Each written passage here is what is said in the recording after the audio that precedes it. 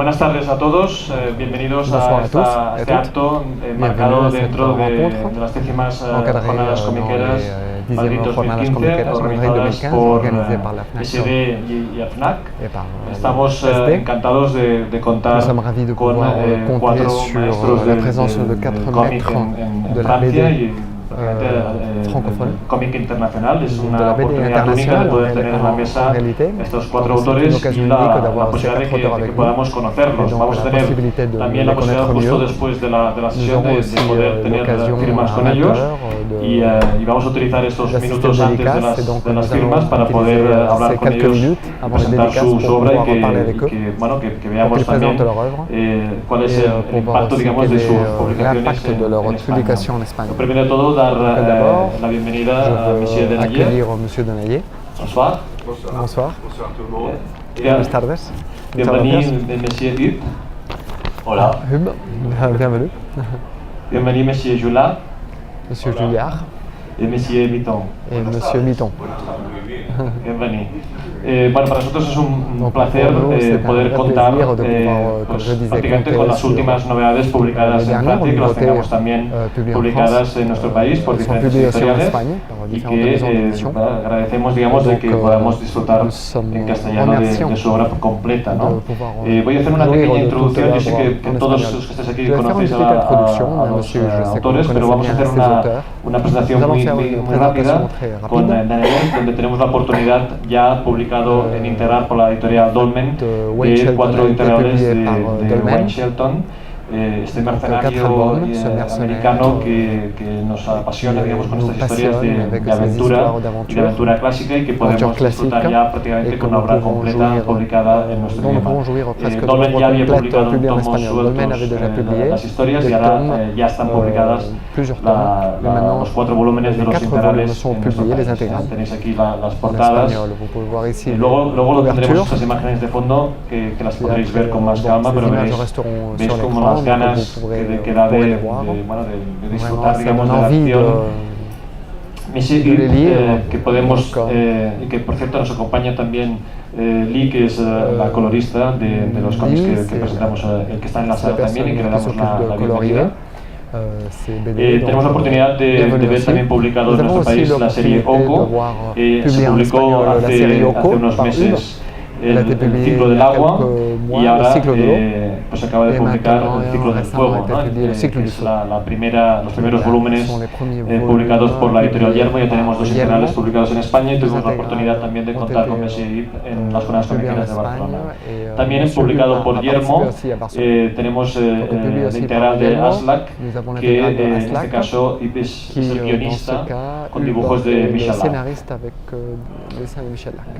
Y de André Julliard tenemos la oportunidad de ver prácticamente publicada su obra completa en la editorial Norma, toda la saga de las 7 vidas de Gavilán y su continuación con Pluma al viento, historias cortas como Masque Rouge, toda la saga de Lena y las aportaciones de Julliard a las nuevas versiones de las aventuras de Black y Mortimer, que también podemos ver los últimos títulos ya publicados en España por la editorial Norma. Es todo un placer poder estar al día, o experiencias también con Jan en estos cómics donde la aeronáutica tiene tanta importancia, pues también tenemos la oportunidad de ver un ejemplar de Julliard en esta colección de guionista Jan.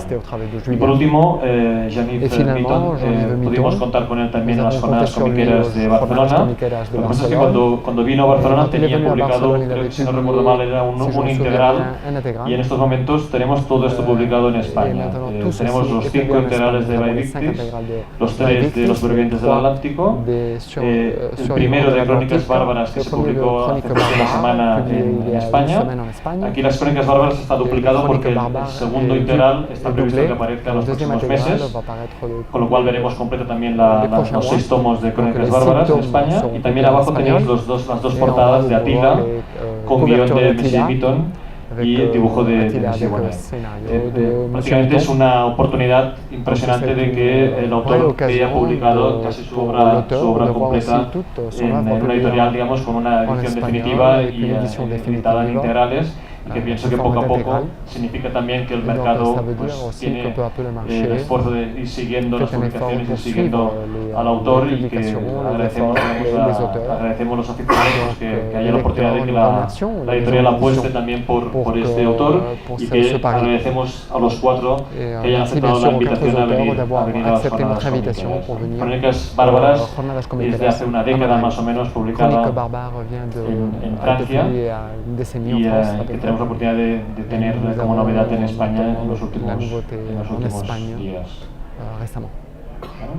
Esta es la presentación muy rápida que quería hacer de los autores para situarnos, pero todos tienen una obra muy importante en nuestro país y tenemos la oportunidad, digamos, de poder disfrutarla con ediciones bien hechas en castellano, ¿no? Yo no sé si nos quieren explicar qué relación tienen con España, si han venido otras veces, si se sienten que tienen seguidores en nuestro país y que van siguiendo su obra. Por el caso de Monsieur Juillard, me consta que ha venido varias veces a España. Alors moi, je suis venu il y a très longtemps en Espagne. C'était à la fin des années 50, en vacances avec mes parents. Je me souviens que nous avons traversé l'Espagne par le centre, passé à Madrid, qui à l'époque était une ville absolument sinistre. Rien à voir avec ce qu'elle est aujourd'hui. Et pour finir, près de Torremolinos, qui était un petit village de pêcheurs sympathique comme tout, avec d'immenses plages désertes, des petits bungalows dans l'arrière-pays. Enfin voilà, c'était un pays de rêve. Et puis j'ai eu l'occasion de revenir. Alors depuis que je fais la bande dessinée, au Festival de Barcelone 2 ou 3 fois, ainsi qu'à La Corogne, le festival organisé par notre ami Miguel Ancho Prado. Je sais pas Miguel Ancho Prado. Voilà, et puis je suis ravi de venir à Madrid donc, et de découvrir cette ville magnifique. Si je peux j'ai un autre rapport à l'Espagne, mais dans le futur, puisque j'ai un projet avec scénariste Yann, qui sera une histoire se passant pendant la guerre civile espagnole. Ah, muy interesante. Monsieur Benayer? Moi, j'ai un rapport avec l'Espagne, évidemment, comme André Juillard, qui a trait aux vacances, bien entendu. C'est un merveilleux pays de vacances, où on y vient avec plaisir, qui remonte déjà aux années, fin des années 60. J'ai fait mon voyage de noces avec mon épouse, qui est ici dans la salle, à Ibiza. Et puis, on est revenu chaque année en Espagne, on y vient très régulièrement. Alors, c'est la première fois que je viens en Espagne pour d'autres raisons que des vacances. Et je dois dire que je suis très agréablement surpris de voir la place que la bande dessinée a dans ce pays. Magnifique, avec une découverte extraordinaire qu'est Madrid, que je ne connaissais pas du tout. Je trouve une ville superbe, mais alors avec un monde qui m'impressionne. Il y a du monde partout, et ça, je suis vraiment très impressionné. J'espérais qu'ils soient tous là pour nous ce soir, mais heureusement, ils ne vont pas tous entrer dans la salle. Ayer tuvo la oportunidad de firmar en las jornadas comiqueras. Hier, vous avez eu l'occasion de dédicacer vos œuvres aux jornadas comiqueras? Non, je dois dire que c'est la toute première fois que je viens pour des raisons professionnelles et je suis ravi d'avoir cette opportunité de dédicacer en Espagne des albums qui ont été réalisés par l'éditeur Dolmen et que j'ai découvert ici, enfin en tout cas le dernier tome qui vient de sortir, que j'ai découvert ici, et je dois dire que cet éditeur fait un très beau travail. Je dois aussi préciser que cette intégrale numéro 4 est sortie en Espagne avant de sortir en Belgique et en France. Et je voudrais quand même ne pas oublier le scénariste qui s'appelle Jean Van Damme et que je crois tout le monde connaît et qui est unanimement reconnu comme un scénariste hors pair. Monsieur fue invitado en las jornadas comiqueras de Barcelona. Vous avez été invité aux journées comiqueras de Barcelone? Oui, tout à fait, c'était super. Et je suis très content aussi, alors je ne vais pas être très original, mais de découvrir à Madrid, parce que c'est la première fois que je viens à Madrid. Et on sent une effervescence, on sent toute la culture, et c'est vraiment une chance Voilà. Merci en tout cas de nous avoir invités, enfin de m'avoir en tout cas invité. Je suis très très honoré. Monsieur Mitton, hay una diferencia importante entre su anterior viaje y ahora, que es el número de integrales ya publicados en España. Es espectacular la obra publicada por Guillermo, que prácticamente es una edición definitiva en castellano de su obra. Merci pour votre bienvenue. Merci. Madrid est une ville extraordinaire. Que je reviendrai sur votre question. J'ai découvert Madrid étant enfant, parce que je suis né à Toulouse, qui est quand même une très proche voisine de l'Espagne. Je passais souvent mes vacances dans les Pyrénées, dans des colonies de vacances quand j'étais enfant. On allait souvent à Lérida ou à Andorre. Et j'ai commencé à connaître l'Espagne comme ça. En même temps, j'ai connu beaucoup de fils de réfugiés républicains à Toulouse. Ils étaient très nombreux dans ma classe. Donc il y a eu une liaison fraternelle et amicale immédiate. Et ensuite, je suis revenu en Espagne en 63 avec des amis et avec ma femme avant de nous marier en 70. Donc nous gardons un lien vraiment très très chaleureux avec l'Espagne. Je reviens sur les chroniques barbares et sur les titres qui sont présentés à mon sujet. Ça ne remonte pas il y a 10 ans, ça remonte il y a 30 ans. Toutes les BD que vous venez de voir datent d'il y a 25-30 ans. Et comme mes confrères, je suis très honoré d'être reçu par vous et en même temps d'être distribué aujourd'hui en Espagne. Merci, merci beaucoup. Bueno, ahí la... Son historias universales que funcionan en todos los países. Que ha sido una lástima que haya tardado tanto tiempo en llegar a nuestro país. Alors là, il faut s'adresser aux éditeurs. Ce sont eux quand même qui gouvernent notre barque. La décision ne vient pas toujours de nous. Mais même une reconnaissance tardive, si je peux appeler ça reconnaissance, c'est une reconnaissance en tout cas ici. Même si elle est tardive, elle est la bienvenue. L'histoire est universelle, pourquoi ? Parce que c'est l'histoire humaine. Les périodes que je fais traverser à mes héros et surtout à mes héroïnes sont les périodes de l'histoire humaine. En particulier, les invasions barbares au 5e siècle, les invasions romaines sur Mare Nostrum durant l'Antiquité, le commerce des esclaves au XVIIIe siècle, mêlé avec la Révolution française. Et qu'est-ce qu'il y a aussi ? Enfin, donc, ça recouvre toujours une période historique. Je prends un personnage qui a existé, mais qui laisse beaucoup de zones d'ombre. Et à moi, auteur, et souvent scénariste, de remplir ces zones d'ombre et de tirer de l'ombre, de tirer de passages méconnus de ces personnages, d'en faire des héros de bande dessinée, c'est-à-dire des héros du romanesque.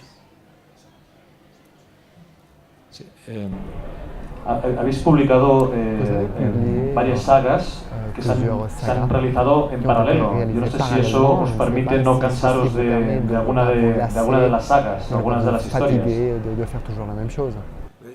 Si je peux me permettre, oui. Je trouve que ce qui est extraordinaire dans les auteurs que vous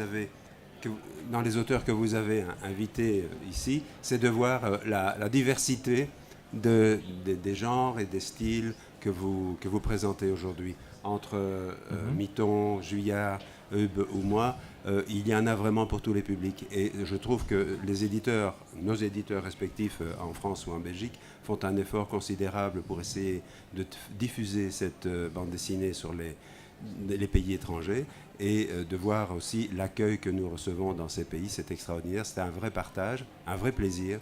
Et c'est pour ça que de pouvoir vous présenter ce qu'on fait et de pouvoir savoir ce que vous en pensez aussi, c'est quand même quelque chose de très enrichissant pour nous.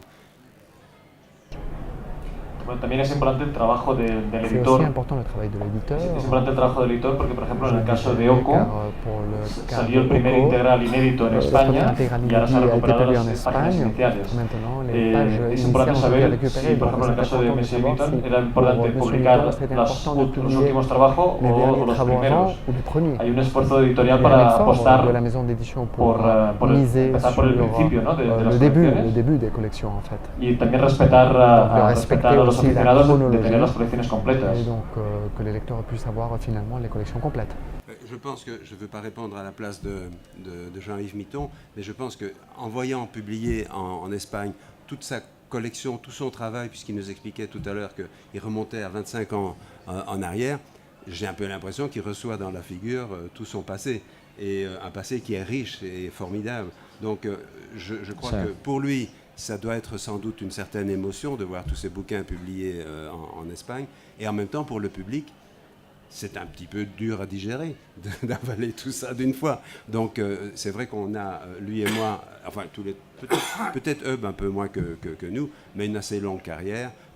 Nous avons quand même une carrière de, on va pas dire le nombre d'années, ça parce que ça va nous vieillir tout d'un coup, mais le nombre de non plus. On va pas parler du nombre de décennies, mais c'est vrai que ça fait parfois un choc.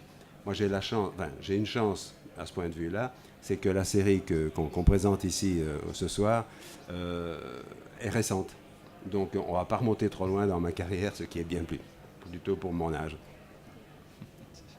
En el caso de Oco, se publicó primero algo inédito en España y ahora se acaba de salir el primer integral. Oui, alors c'est justement au niveau de la lecture, peut-être que c'est un peu particulier. Heureusement que c'est des diptyques, donc il y a chaque fois une histoire autonome. Mais donc effectivement, le public espagnol ne commence pas l'histoire dans le sens. Il a commencé par le cycle du feu et maintenant il recommence par le cycle de l'eau. Donc j'imagine qu'il y aura le cycle de la terre qui arrivera, de l'air, pour finir par celui du vide, qui est sorti et qui est en France il y a très peu de temps, à savoir il y a 3 semaines. Donc ma série est finie depuis, voilà, elle vient de se finir en France, en 10 albums. Voilà, donc j'espère que le public espagnol, il est fidèle et qu'il me donne un peu ma chance, pourra lire l'histoire dans son intégralité. Voilà. Espérons-le. En el caso de Monsieur Juillard, Monsieur Juillard, tenemos la oportunidad de estar casi al día desde hace muchos años teniendo las últimas publicaciones dadas por Norma Editorial, con lo cual podemos saber, esperar cuál es su próxima novedad en España. No sé si está al corriente, si está a punto de publicarse la versión francesa y española a la vez. La version française et espagnole, peut-être qu'elles vont être publiées parallèlement. Je n'ai pas compris en fait la question. Si sabes si la próxima edición, la próxima novedad se va a publicar a la vez en castellano y en francés. Va être publiée à la fois en espagnol et en français. Alors là, je suis incapable de répondre à cette question. C'est l'éditeur qui décide, mais j'ai l'impression que pour Black et Mortimer, par exemple, la parution en espagnol suit de très près la parution en français. Et pour l'histoire que je prévois avec Yann, donc, qui parlera de la guerre civile espagnole, j'imagine qu'aussi il y aura une traduction en espagnol, en espérant que ça intéresse ce pays.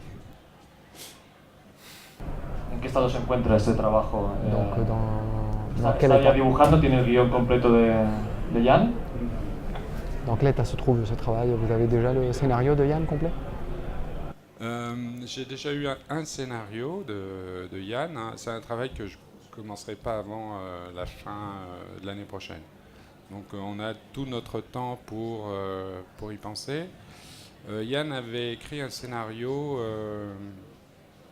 qui ne me convenait pas tout à fait en réalité parce que les personnages de cette histoire ont existé. Il s'agit de photographes comme Robert Capa, de son ami Gerta Taro, je crois. Il y avait Hemingway, il y avait Malraux, et c'était un petit peu l'histoire de ces gens-là. Et alors, pour ma part, je crains je crains la biographie de personnages historiques parce que surtout ceux-ci sont très connus. Donc je ne vois pas trop où trouver des zones d'ombre, comme disait Jean-Yves, qui permettent de raconter des histoires sortant de l'historique. Donc j'ai suggéré de toute façon il y a un contexte très, très précis. Il ne s'agit pas de transformer l'histoire ni d'évacuer les personnages connus qui ont été présents à cette époque, mais de créer des personnages de fiction et de s'attacher plutôt à cela. Me gustaría que pudierais explicar en qué estáis trabajando en estos momentos. En quoi vous travaillez actuellement? Con Quels sont vos projets actuels? Ah non, c'est à toi? Oui. Pardon. En fait, il faut quand même préciser que j'ai 73 albums sur cette longue carrière et que ces 2 dernières années, j'ai levé un petit peu le crayon de la table à dessin. Donc je suis beaucoup plus lent. J'ai pris aussi chaque année 1 an de plus, ce qui est un petit peu désolant, mais je crois que c'est le lot de tout le monde. Donc j'ai diminué un petit peu ma production, mais je continue à m'attacher à ce personnage moustachu qu'est Wayne Shelton, parce que Jean Vallin me fait l'amitié de continuer à scénariser. Et donc c'est un vrai plaisir, un vrai bonheur. Et là, je suis en train de travailler sur le numéro 13. Vous voyez, c'est une série qui n'est pas encore trop longue. Et j'ai encore un petit peu d'avenir devant moi. J'espère pouvoir l'exploiter le plus longtemps possible et le partager avec vous. Alors maintenant, longue vie à la bande dessinée et longue vie à ses auteurs. Gracias. Monsieur Hupp? Oui, c'est quoi la question? La question c'était qu'est-ce que vous faites actuellement comme travail? Je viens juste de finir. J'ai fini donc le dernier album de ma série il y a quelques mois. J'étais pas mal occupé sur des illustrations diverses, ce qu'on appelle communément et parfois de façon un peu vulgaire produits dérivés. Donc je vais continuer encore pendant 1 mois et je vais me lancer sur le prochain récit que j'aimerais aborder. J'ai pas encore d'éditeur, mais bon, j'espère en trouver un quand même. Je croise les doigts. Ce sera un récit complètement qui n'aura plus rien à voir avec Oko, qui était quand même fantastique, mais qui était bercé de la civilisation nippone et japonaise. Et là, je vais partir sur d'autres routes, beaucoup plus historiques, justement. Voilà. Mais bon, je suis en train de l'écrire. Pas plus tard, justement, que dans le train, parce que j'ai peur de l'avion, je ne vais pas raconter toute ma vie, mais j'écrivais justement quelques pages de ce prochain récit, quelques idées. Ça prend un peu de temps, mais voilà, tout se met en place, c'est passionnant, justement. Et voilà. Voilà où j'en suis pour l'instant. Et pour Aslak, sinon, je continue. Je viens de finir l'écriture du 5e, qui est l'avant-dernier, justement, aussi de cette série. Donc je me rapproche là aussi de la fin. Voilà. Les pages se tournent, mais c'est bien parce que ça me permet de rebondir sur d'autres projets. Voilà. En tout cas, je suis juste content d'avoir fini Oko, pas qu'il se finisse, mais je m'étais fixé 10 albums. Je l'ai amené où je voulais. La page se referme et je suis très content aussi de passer sur autre chose, quoi. Sans trop de nostalgie. Voilà. Bon. Pour Aslak, si j'ai bien compris, vous êtes en train de faire le 5e? Le 5e? 5e au niveau du scénario. Le 4e va bientôt sortir en France, pour Angoulême. Voilà. Et je viens de finir l'écriture du 5e. Et c'est l'avant-dernier de la série, là aussi. Il y aura combien alors? 6? Avant-dernier, il y aura 6 pour Aslak. Excusez-moi, j'avais enlevé. Oui, il y en aura 6 d'albums. Là aussi, ça s'unira. Excusez-moi. Le penultimo. Donc l'avant-dernier. Très bien. Monsieur Mitton? Monsieur Mitton, quel est votre travail actuel? Mon avenir remonte à il y a 40 ou 50 ans, puisque de jeunes éditeurs en ce moment en France sont en train de rééditer toutes mes anciennes bandes dessinées. Certaines remontent aux années 60, la plupart années 70, 80, 90. Ce sont des BD qui paraissaient en Italie, dont une qui s'appelle Black le Rock, que beaucoup de jeunes Français, de jeunes Belges ont connu dans les années 60. Et puis surtout du Marvel, parce que j'ai travaillé pendant 20 ans pour Marvel. Je n'ai pas fait que de l'historique, entre guillemets. J'ai beaucoup travaillé sur les super-héros Marvel quand ils sont arrivés en France dans les années 66-67. Le premier qui est arrivé aux éditions Lug à Lyon était Spider-Man, Silver Surfer aussi, Fantastic Four.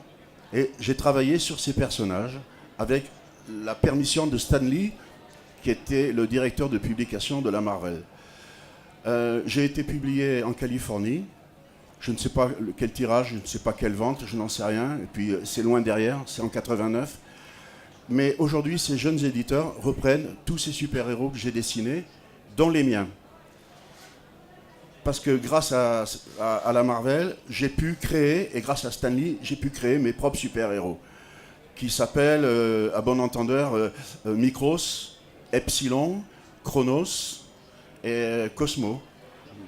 Le dernier en date, je suis en train de travailler sur la suite de Chronos, un personnage qui traverse le temps, parce qu'il perd sa fiancée sur Terre, il est extraterrestre, il a perdu sa fiancée sur Terre, il la recherche à travers l'histoire humaine, qui commence il y a 13 000 ans, à Lyon, puisque c'est ma ville maintenant, et qui finit dans un futur improbable. Donc il la recherche, je vous le dis tout de suite, il ne la retrouvera jamais. Sinon c'est pas marrant, c'est pas rigolo. Tu as 200 albums devant toi. Et alors. il croit voir dans chaque femme le portrait de sa fiancée, chaque fois il se trompe. Et elle, de son côté, c'est la suite que je vais entreprendre, elle le recherche aussi de son côté. Il est impossible, en 13 000 ans d'histoire, de se rencontrer au même moment, au même endroit. La probabilité est nulle. D'où l'intérêt de ce genre d'histoire. Le lecteur va attendre cette rencontre qui est tout à fait improbable. La probabilité est nulle. Donc, pour mon avenir revient il y a donc plusieurs années dans le passé. Mes éditeurs me demandent d'écrire la suite de ces histoires-là. En plus, pour le directeur de publication de Delcourt, je vais préparer le numéro 2 du Garde républicain, qui est né en France avec le marquis de Lafayette, avant la Révolution. C'est lui un des premiers qui a aidé à l'indépendance de l'Amérique, aux côtés de Washington, au moment de la bataille de Yorktown contre les Anglais. Le marquis de Lafayette est revenu en France, et il a été nommé garde républicain. La garde républicaine en France vient à la filiation du marquis de Lafayette. Aujourd'hui, c'est un corps constitué, au même titre que la police ou la gendarmerie. Donc, je prépare le numéro 2. Il n'y a qu'une chose qui m'ennuie, c'est qu'il s'est passé quelque chose à Paris il y a un mois. Et dans le numéro 1, j'avais préparé mon scénario où le public du Stade de France est pris en otage par une population, disons, tyrannique, totalitaire, qui s'appelle la Spirale. Et je suis en train de me demander si je vais vraiment écrire le deuxième, parce qu'il a failli se passer ce que moi, je vais raconter dans le 2. Je vais prendre des risques. Ouais, je vais prendre des risques. J'espère que vous m'aiderez quand même un petit peu. Je voudrais revenir aussi sur une BD qui n'est pas là et qui paraît en Espagne, chez Glénat. C'est tout à fait récent. Et qui m'offre un lien de plus avec l'Espagne. Ça s'appelle Quetzalcoatl, le dieu serpent à plumes des Aztèques. Je raconte l'histoire de la Malinche. On vous l'a peut-être appris ici en Espagne. Qui était la Malinche? Qui était du pays zapotèque du sud du Mexique, aujourd'hui le Chiapas. Elle a été capturée par les armées de Moctezuma pour être offerte en sacrifice sur la pyramide de Quetzalcoatl. Elle a réussi à s'échapper. Elle est devenue courtisane de l'empereur Moctezuma II. Elle a été chassée du palais. Elle a rejoint Hernán Cortés, qui venait de débarquer à Veracruz.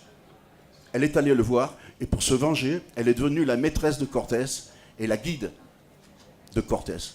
Et elle a guidé Cortés et ses 400 soldats jusqu'à Tenochtitlan, donc Mexico. Voilà. C'est un personnage fantastique qui a été brûlé par l'Inquisition. C'est un personnage fantastique. Pourquoi? Parce qu'elle a fait partie des deux bords, aztèque, espagnol. Elle a vécu cette guerre terrible, ce génocide, et elle a laissé des zones d'ombre incroyables qui valent la peine de faire du romanesque, d'aller la chercher, un peu comme chez nous, une sorte de Jeanne d'Arc, si vous voulez. Mais une Jeanne d'Arc exotique, loin de chez nous, en Amérique. Ça m'a permis de plonger dans le monde du Mexique antique, des Aztèques. Je vous conseille un livre écrit par un Anglais qui s'appelle Gary Jennings, qui a écrit le livre Azteca. Et je me suis inspiré de ce livre, Azteca. Vous le trouverez peut-être ici à la FNAC. Et je me suis inspiré de ce livre pour construire l'histoire de la Malinche. Son nom en aztèque, c'est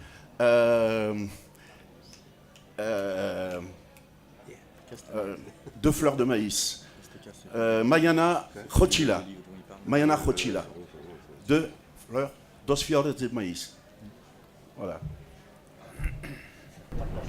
Monsieur Juillat nos ha explicado el próximo álbum, pero ¿en qué está trabajando actualmente? Alors actuellement, je suis en plein milieu d'un Black et Mortimer qui devrait paraître vers novembre de l'année prochaine. Voilà, c'est une histoire un peu archéologique et littéraire, puisque ça tournera autour de l'œuvre de Shakespeare, et il y aura pas mal de séquences qui se passent en Italie. Donc Black et Mortimer vont voyager du côté de Venise et comment s'appelle la ville de Roméo ? Et Vérone. Esta sesión se está grabando en vídeo y me consta que los seguidores de las zonas comiqueras descargan y ven los vídeos. Les quería pedir si quieren hacer una última intervención dirigida, digamos, a los aficionados en España. Aux fans espagnols, si vous voulez dire quelque chose pour les lecteurs espagnols, pour les fans espagnols qui vous lisent. J'espère qu'ils vont continuer à me lire et j'espère qu'ils me liront avec plaisir. Non, j'ai eu de la chance parce que dès le début, mes bandes dessinées ont été traduites en espagnol, la plupart chez Norma. Donc, chaque fois que je viens en Espagne, je rencontre des gens, des amateurs qui me connaissent depuis longtemps.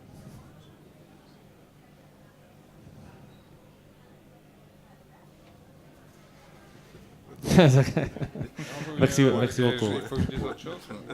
Ah, merci. Moi, je peux dire que nous avons la fortune, la chance de faire un métier extraordinaire.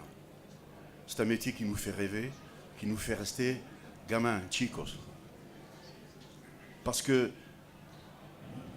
à quoi passons-nous nos nuits? À faire de la bande dessinée. Pas spécialement à dessiner ou à écrire, mais dans la tête. On imagine le héros ou l'héroïne qui tombe d'un précipice. En bas, il y a les Indiens, avec des pieux acérés, avec des crocodiles et avec des extraterrestres qui ont des dents pointues. Et vous écrivez à suivre. Je vous défie d'aller vous coucher et de vous endormir. Vous êtes obligé de vous relever et sur un papier d'écolier, d'écrire au moins quelque chose qui ressemble à la suite. Ça, je le souhaite à tous nos lecteurs, je le souhaite au monde entier, c'est de vivre comme nous, comme des gamins. Et une dernière chose, en 54 ans de carrière, je n'ai jamais connu un jour de chômage. Je touche du bois, comme on dit en français. Je touche du bois. Tout simplement grâce à une chose. D'abord, je me suis énormément diversifié. J'ai touché à tout dans la BD, à tout. Tous les thèmes. Et ensuite, comme mes confrères, j'ai beaucoup travaillé. Beaucoup travaillé. J'ai déchiré du papier et j'ai recommencé. Et je vous jure qu'on finit par y arriver. Dans la bande dessinée, comme dans la vie, comme dans tous les métiers. En tout cas, c'est ce que je vous souhaite. Fantastique. Moi, je pense qu'on fait un métier, effectivement, comme le dit Jean-Yves Mitton, qui est extraordinaire, qui est un métier qui fait rêver les gens, mais qui nous fait rêver en premier. Et le plaisir que nous avons, c'est de partager ce rêve avec les lecteurs. Et si maintenant on peut partager ce rêve au-delà des frontières et de nous rendre compte qu'on a tous les mêmes rêves, on entre tous dans le même jeu, et lorsqu'on fonctionne comme le dit Jean-Yves, et qu'on essaye de trouver les solutions en tournant la page dans des situations extrêmement dramatiques où on a placé nos personnages, la surprise pour le lecteur, c'est de savoir comment le scénariste ou le dessinateur, ou les deux, ont réussi à sauver les personnages. Alors quelquefois c'est un petit peu tiré par les cheveux, mais ça fait tellement du bien, donc c'est un plaisir. Yeah. Merci beaucoup. Monsieur Hupp. C'est difficile de conclure comme ça, c'est vraiment compliqué. Donc je souhaite de l'évasion déjà, éventuellement d'apprendre des choses par le biais de la bande dessinée. Voilà, et d'avoir aussi une vie épanouissante, au-delà même de la bande dessinée. Quoi. Voilà, c'est difficile de conclure, franchement, mais voilà. Et j'espère aussi revenir un jour, parce que c'est vraiment, effectivement, c'est des moments assez extraordinaires aussi, parce qu'on a une vie souvent quand même proche du moine soldat, et se retrouver avec justement des confrères ou des amis et pouvoir partager des expériences différentes, savoir où on en est, etc. C'est vraiment des grands moments. C'est vrai qu'on est privilégié, c'est vrai, à ce niveau-là. Mais ça demande aussi beaucoup de sueur. Ça, je suis vraiment entièrement d'accord avec ça aussi.